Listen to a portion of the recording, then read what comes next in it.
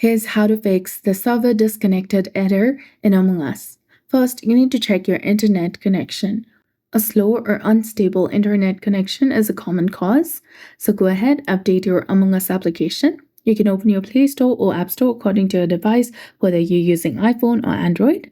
Then in the search bar, search for Among Us application, select it, and if you see an update button instead of play, go ahead and select update in order to update it to its latest version. After that, if the application is running in the background, close the application completely from your device and make sure that it's not running in the background and then reopen it. If none of the above steps work, delete the app and then download and install it again. So tap and hold on to the application and then tap on uninstall and tap on OK to confirm. Sometimes corrupted files can cause issues and reinstalling fixes this.